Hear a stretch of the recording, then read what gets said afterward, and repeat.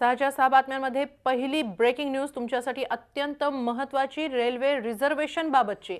Ticket खिडकीवरील बुकिंगचे निर्बंध मागे घेण्यात आलेले आहेत। 13 नोव्हेंबर नंतर ही आरक्षण करता येणार आहे।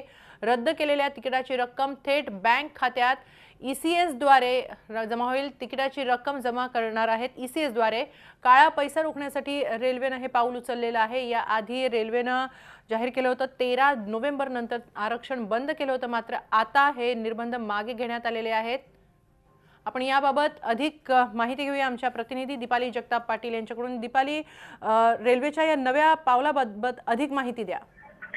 हिमानी, मुळात हे जे निर्बंध होते ते घालण्यात आले होते कारण जेव्हा 500 आणि 1000 रुपयांच्या नोटा रद्द झाल्या आणि त्यानंतर ग्राहकांना जेव्हा आपला सगळा जो पैसा असेल घरी किंवा जी काही रक्कम असेल ती बँकेत डिपॉझिट करायची वेळ आली, त्यावेळेला काल पूर्ण दिवसभरात एक विक्रमी बुकिंग आरक्षणाची जी आहे ती पश्चिम रेल्वेला जाणवली। जवळपास 1 कोटीहून अधिक फरक जो आहे तो पूर्ण एका दिवसात दिसला आणि म्हणून कुठेतरी याचा गैरवापर ग्राहक करत आहेत, प्रवासी घेत आहेत असं लक्षात आल्यावर हे निर्बंध घातले होते। मात्र रेल्वे मंत्रालयाच्या आदेशानंतर हे निर्बंध जे आहेत ते मागे घेतलेले आहेत आणि त्यानंतर 10,000 पेक्षा जास्तचं जर तिकीट असेल आणि ते जर रद्द करायचं असेल तर ते पैसे जे आहेत ते रेल्वे थेट प्रवाशांच्या अकाउंटमध्ये ट्रान्सफर करणार आहेत। कुठेही प्रवाशांना त्यांचे रिफंड पैसे जे आहेत, कॅन्सलेशनचे पैसे जे आहेत ते कॅश मध्ये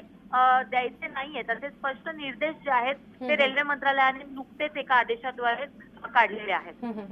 धन्यवाद दीपाली, आपण दिलेल्या सविस्तर माहितीसाठी।